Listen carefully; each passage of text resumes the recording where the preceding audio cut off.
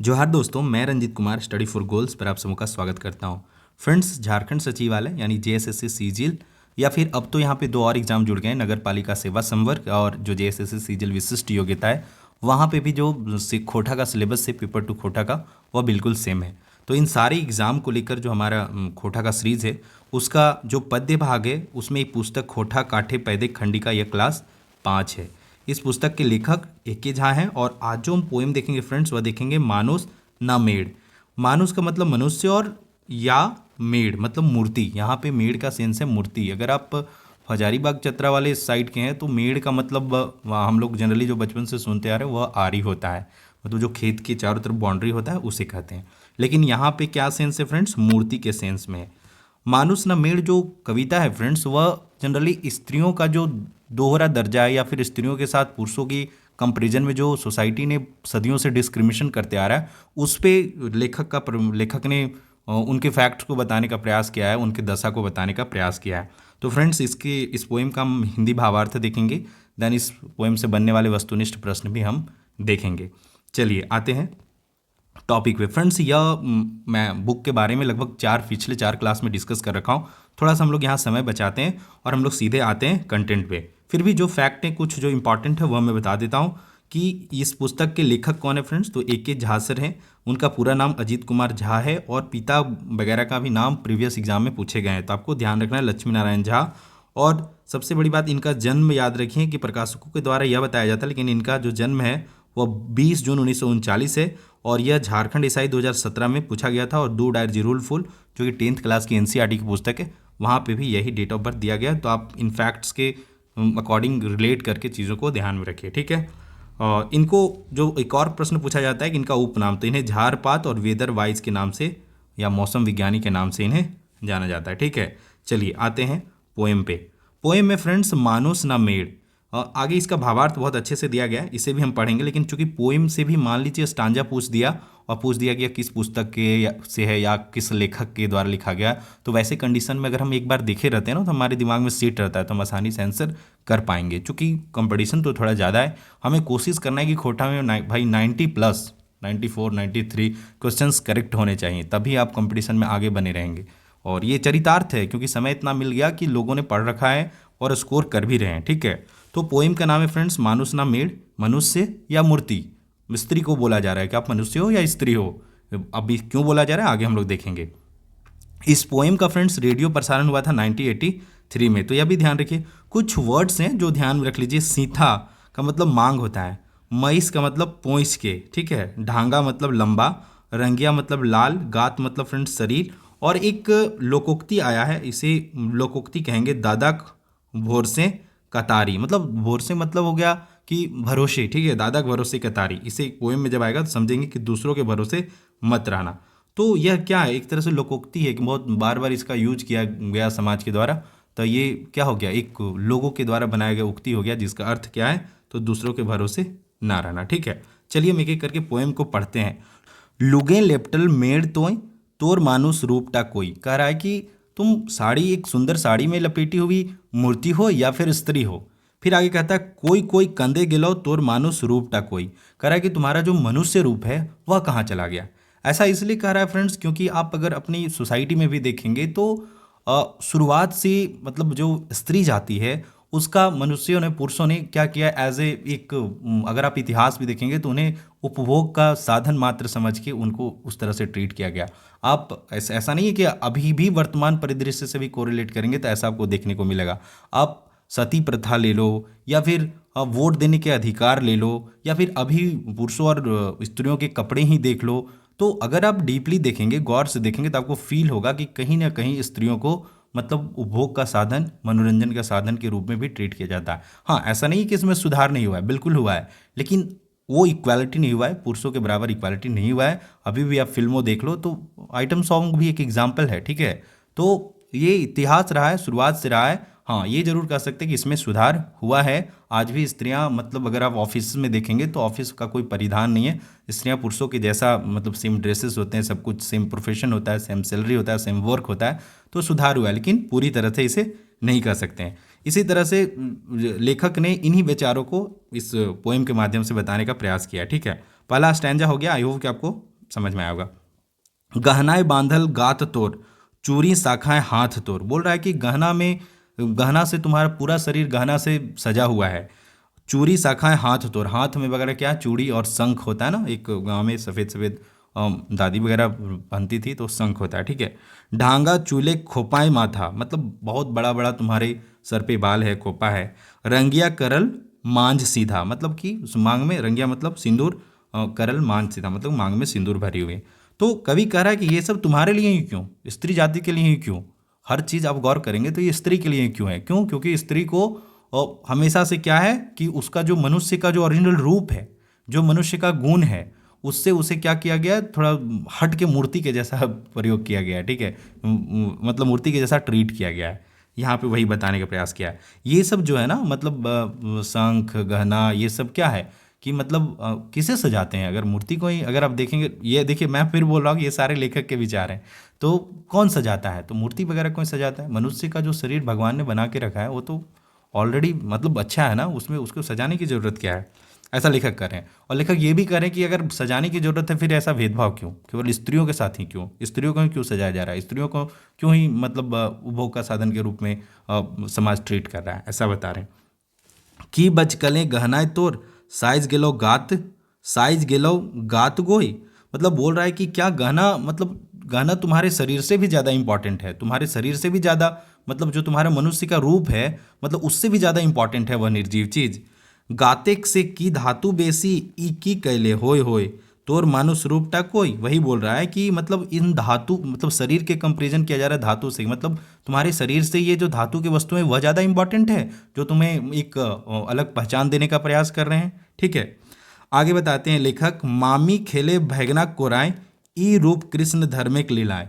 और फिर वो समाज पे कटाक्ष करते हैं कि मतलब एक रिश्ते में कृष्ण भगवान और ये जो राधा थी वह मामी भैगना का रिश्ता था, क्योंकि राधा यशोदा के भाई जो थे आयन उनकी पत्नी थी। तो यहाँ पे वहाँ पे भी कटाक्ष कर रहे हैं कि पूरा समाज जिस चीज़ को फॉलो कर रहा है, वहाँ पे क्या मामी जो भैगना के गोद में खेल रही है वही समाज का मतलब आदर्श है, ऐसा लेखक करें। कृष्णिक मामा आइन घोष बहु तकर राधा रहे भाई, यही बता रहे हैं कि कृष्णिक मामा आइन घोष की बहुत ही राधा। औरो एगो अजगुत सुन, बोलता है आगे एक और अजगुत बात सुनो कि गाँवे कहलौ कहलौ झलफले गुण, मतलब अच्छा गुण गांव के लोग कहते हैं क्या है कि मर्दे खेलना कुंती राधा मंदोदरी अहिल्या और ताराक। मतलब लोग कहते हैं कि अगर आप सुबह सुबह इन 5 महिलाओं का नाम लो तो आप मतलब अच्छे हो। तो यहाँ पे क्या हो रहा है, ये जो पांचों महिलाएं यहाँ पे कह रहा है कि ये मर्द लोग का खिलौना रही थी। मतलब इन महिलाओं को मनुष्य का जो ओरिजिनल पहचान है उस रूप में समाज ने नहीं दर्शाया, ये हमेशा शोषित रही। तो रावण की पत्नी थी मंदोदरी, अहिल्या क्या थी, तो ब्रह्मा के द्वारा निर्मित एक सुंदर स्त्री थी जिसको मतलब एक तरह से कहते स्वयंवर टाइप का कुछ कंडीशन रखा गया था, जो ये काम करेगा तो उसके साथ इसका ब्याह कर दिया जाएगा। तो ऐसा क्या, मतलब वो कोई मूर्ति है कि अगर आप कुछ ऐसा कर लो तो उसे किसी को दे देंगे, यही कटाक्ष किया जाए। तारा क्या थी, तो बाली की पत्नी थी, सुग्रीव और बाली के बीच में इनको लेके झगड़ा हुआ था। तो ये स्त्रियां हमेशा से शोषित स्त्रियां रहीं और समाज इसी को ही हर दिन रिपीट करने बोलता है। मतलब समाज ये दिखाना चाहता है कि आपका स्थिति यही है, आप इसी स्थिति को एक्सेप्ट करो। तो उसी पे लेखक कटाक्ष कर रहे हैं। एहे प्रथा के रहबे ढोई तोर मानुष रूपटा कोई, बोलता है क्या तुम इसी प्रथा को ढोते रहोगे या फिर तुम्हारा अपना कुछ मनुष्य का रूप है या फिर तुम मूर्ति हो। आंख मैस आपने डंडऊ, मतलब कि कर्मठ, मतलब आगे बढ़ो, आंख मैसो, आंख जो तुम्हारा धुंधला हो गया है उसको पोछो, तभी कुछ सुधार हतो, तभी कुछ सुधार होगा। दादा के भरोसे कतारी, मतलब कह रहे हैं कि दादा के भरोसे कतारी मतलब एक कतारी ना, हाँ। तो बोल रहा है कि दादा के भरोसे कतारी, एक मतलब कि मतलब नहीं होता है गांव वगैरह में क्या होता है कि कतारी कोई और लगाएगा, खेत है, दादा के भरोसे कतारी मतलब कि किसी और के भरोसे रहना कि उपज जाएगा और हम खाएंगे। तो ऐसा कुछ नहीं होता, आपको दूसरे के भरोसे नहीं रहना। ऐसन में खेती, ऐसन में की खेती हो, तो वही बोल रहा है कि अगर दूसरे के भरोसे रहोगे तो खेती होगा। तो वही यहाँ पे महिलाओं के कंडीशन में कह रहा है कि अगर तुम चाह रहे हो कि तुम्हारे कंडीशन का सुधार कोई और करेगा, तो ऐसा बिल्कुल नहीं है। आपको लगता है कि सती प्रथा हट गया बहुत पहले, 150-200 साल पहले, 200 साल पहले, लेकिन ऐसा बिल्कुल नहीं। अगर आप थोड़ा गौर करेंगे वर्तमान परिदृश्य पे भी, तो अभी भी महिलाओं और पुरुषों में बहुत फ़र्क है। मैं पहले बोला सुधार हुआ है, लेकिन उस स्तर पे नहीं हुआ जिस स्तर पे होना चाहिए, क्योंकि हमारे मानसिकता ही वैसा डेवलप किया गया है, पुराने समय से, ठीक है। बानरव बोध ज्ञान टोय, मतलब बोलता है बानरव का मतलब होता है स्मरण करो, तुम जो तुम्हारा अपना अपना जो मनुष्य रूप है, तुम्हारा जो अपना बुद्धि ज्ञान है उसका स्मरण करो। और तोर मानुष रूप टा कोई लुगे लेप्टल, आगे जो है पोएम रिपीट हुआ है। तो वही बोल रहा है कि तुमको अगर अपनी प्रवर्तमान मतलब जो स्थिति चलते आ रहा है, महिलाओं का दुर्दशा चलते आ रहा है, उसमें सुधार करना है तो तुम्हें अपने बुद्धि ज्ञान को स्मरण करना होगा। मनुष्य का जो अपना पहचान है उस पहचान को लाना होगा, ना कि एक मूर्ति के रूप में किसी और के भरोसे ये रहना कि हमारे लाइफ में सुधार होगा। तो ये एक पोएम है जो स्त्री जाति को समर्पित है और स्त्री जाति या महिलाओं की जो समाज में स्थिति है उसे मतलब क्लियरली बताने का प्रयास किया गया लेखक के द्वारा, ठीक है। चलिए अब यहाँ पे एक फास्टली मैं हिंदी अर्थ में इसका पढ़ देता हूँ। आई होप कि आपको समझ में आ गया होगा, लेकिन फिर भी दोबारा अगर सुन लेंगे तो और अच्छा है। तो देखिए बताया, मनुष्य या मूर्त, तुम तो कपड़ों में लिपटी हुई प्रतिमा बन गई, तुम्हारा मानवीय रूप तो गायब हो गया, कहाँ तो छिप गया। अभी तो तुम्हारी देह गहनों से लदी बंधी है और तुम्हारे हाथ चूड़ियों और शाखा एक विशेष प्रकार की मोटी चूड़ी से बंधे हुए हैं। तुम्हारा सर लंबे लंबे केस गुच्छ से बंधा हुआ है और तुम्हारे माथे के बीच सिंदूर की लाल लकीर खींची हुई है। यह कैसा मानवीय रूप है? भले तुमसे कोई कोई कह दे कि गहनों से तुम्हारा शरीर सज्जित और सुंदर हो जाता है, पर यह भ्रम है। क्या कोई भी निर्जीव द्रव्य सजी शरीर का सामना कर सकता है, उस पर भी श्रेष्ठतम जीव मनुष्य के शरीर पर? नहीं नहीं, कदापि नहीं। तुम्हारा मानवीय रूप ही अधिक महत्व है, पर तुम्हारे रूप का मनमाना उपयोग करते हैं। तुम्हें तो रास रमन के महान धर्म के नाम पर उस कृष्ण की गोद का खिलौना बना दिया गया है, जिस कृष्ण को तुम राधा यानी मामी मौसी लगती हो, जबकि तुम ठहरी वस्तुतः राजा नंद के संबंधी आयन घोष की पत्नी यानी जीवन संगिनी। और इस प्रकार तुम मानवियों को इस पुरुष प्रधान प्रथा ने, जिनको मर्दों से अधिक सजीले खिलौने की तरह चिन्हित किया है, कुंती, राधा, मंदोदरी, अहल्या, तारा, उन्हीं को तुम्हारा नारी जाति का आदर्श बताकर तुम्हें भुलवा दिया गया है। तो क्या अभी भी उसी प्रथा यानी अप्रथा नहीं कहेंगे, कुप्रथा को ढोती रहोगी? आंखें मलो, कर्मठ बनो, तभी सूझेगा सुपथ। सिर्फ पुरुष प्रधान मानसिकता पर भरोसा करके खिलौने बन मत रहो। अपने दिमाग से भी काम लेती हुई अपने मानवीय रूप को सार्थक सजग उजागर करो। तो काफ़ी अच्छा भावार्थ है, आई होप कि आपको समझ में आ गया होगा। फ्रेंड्स, इस पोएम से क्या क्या ऑब्जेक्टिव प्रश्न पूछे जा सकते हैं हम उन्हें देख लेते हैं। सबसे बड़ी बात तो लेखक के बारे में पूछ लेगा कि मानुष न मेड़ कविता के लिखवैया के हथिन। तो वेरी इजी, ए.के. झासर के द्वारा यह पोएम लिखा गया है। मानुष न मेड़ कविता केकर दुर्दशा पर प्रकाश डालल गेल है, तो स्त्री जाति का। मेड़ का मतलब क्या होता है फ्रेंड्स? तो आरी नहीं होता है, बिल्कुल सही क्या आंसर होगा, मूर्ति होता है। मानुष न मेड़ कविता आयल दादाक भार से या दादाक भरोसे कतारी की हके, तो यह फ्रेंड्स एक लोकोक्ति है या पटतैर है। पांचवा प्रश्न है, मानुष न मेड़ कविता रेडियो प्रसारण कहिया भेल रहे, तो ऑप्शन सी 1983, ठीक है। लुगे लेप्टल मेड़ तोय तोर मानुष रूपटा कोई, कोई कोई कंदे गेलव तोर मानुष रूपटा कोई। उक्त पंक्ति या पाता कौन किताबेक लागे, तो देखिए यहाँ पे थोड़ा सा किताबेक ने कौन पोएम का लागे, ठीक है। किताब भी पूछ सकता है ना, तो आप देख लीजिएगा यहाँ से प्रश्न इसी तरह बनेंगे। यहाँ सिंपल सी बात है कि बहुत सारे क्वेश्चन बनाने से अच्छा है कि आप पूरा पोएम ध्यान में रख लीजिए। कोई भी स्टैंजा पूछा जाता है तो आप इजीली आंसर कर लीजिएगा। इसी में मैं 6-7 दो क्वेश्चन दो इंपॉर्टेंट पैराग्राफ थे उसे मैं समेटने का प्रयास किया हूँ। आँख मैस आपने डंडव तभी कुछ कुछ सुधार होता हो, ददक भोर से कतारी ऐसन में की खेती हो। तो चूंकि यह इंपॉर्टेंट है ना, थोड़ा सा अच्छा लग रहा है, तो मतलब अच्छा ज़्यादा भावार्थ प्रकट कर रहा है, तो ये ऐसे क्वेश्चन पूछे जा सकते हैं। तो यह ऑप्शन डी मानुष न मेड़ कविता का ये स्टैंजा है। और अगर पुस्तक पूछे तो खोठा काठे पैदे खंडी, ठीक है। आठवां प्रश्न है फ्रेंड्स, मानुष न मेड़ कविता मूल आशय की है, तो जनी भी मानु सके, एके झा स्त्री जाति कहे के जगवे के चाहत हथिन, जनी कोई उपभोग मनोरंजन के वस्तु नखे और इस सभी। तो देखेंगे तो इसका सही इन तीनों आशय इस कविता का है, ठीक है। इसके अलावा फ्रेंड्स, इस पार्ट से बनने वाले और प्रश्नों का अगर अभ्यास करना चाहते हैं तो आप study for goals Android app download कर लीजिए। और अगर 25 प्रश्नों का रेगुलर प्रैक्टिस चाहते हैं तो हमारे खोटा चैनल, जिसका लिंक मैं डिस्क्रिप्शन बॉक्स में और कमेंट बॉक्स में भी डाल रखा हूँ, तो यहाँ से लिंक ज्वाइन कर लीजिए और हमारा टेलीग्राम चैनल ज्वाइन कर लीजिए। वहाँ पे डेली क्विजेज होते हैं, ठीक है। इसके अलावा अगर आप जेएसएससी एग्जाम्स का कंप्लीट प्रिपरेशन करना चाहते हैं, धीरे धीरे हम अच्छे से अच्छे कंटेंट लाने का प्रयास कर रहे हैं। थोड़ा सा समय अभाव होता है तो कंटेंट में थोड़ा डिले जरूर हो जाता है, लेकिन निश्चिंत रहें, देर है और पर दुरुस्त हैं, ठीक है। तो स्टडी फॉर गोल्स पे आपको कंप्लीट वीडियो लेक्चर भी मिल जाएंगे, टेस्ट भी मिल जाएंगे और हैंड रिटेन नोट्स भी मिल जाएंगे और प्रैक्टिस सेट के अलावा प्रीवियस ईयर क्वेश्चंस भी सारे अपडेट हैं और सेक्शनल टेस्ट एंड जो भी इनोवेटिव हो सकते हैं वो यहाँ पे आपको देखने को मिल जाएगा। ये मैं क्विजेज़ के लिए बोला कि अगर आप खोटा का क्विज लगाना चाहते हैं तो बेहिचक 25 क्वेश्चन का रेगुलर प्रैक्टिस कराया जाता है, जो कि अगर 25 4 डेज प्रैक्टिस करेंगे तो आप देखेंगे कि एक फुल लेंथ टेस्ट आपका हो जाएगा। ठीक है, तो इसके लिए करना क्या है, ऐप डाउनलोड करना है। उसके अलावा फ्रेंड्स झारखंड सामान्य ज्ञान जनरली झारखंड सामान्य ज्ञान में बहुत कंट्राडिक्शन होता है कि अलग अलग जगह पे अलग अलग फैक्ट आपको देखने को मिलते हैं। तो इसी को ध्यान में रखते हुए एक हमने झारखंड सामान्य ज्ञान का टेस्ट का महाअभ्यास के रूप में 7,500 प्रश्नों को एक कोर्स के रूप में बना दिया, जहाँ पे 40 क्वेश्चन जो कि जेएसएससी सीजीएल या झारखंड एसआई जितने भी एग्जाम होंगे वहाँ पे 40 क्वेश्चन का वेटेज होगा झारखंड जीके का।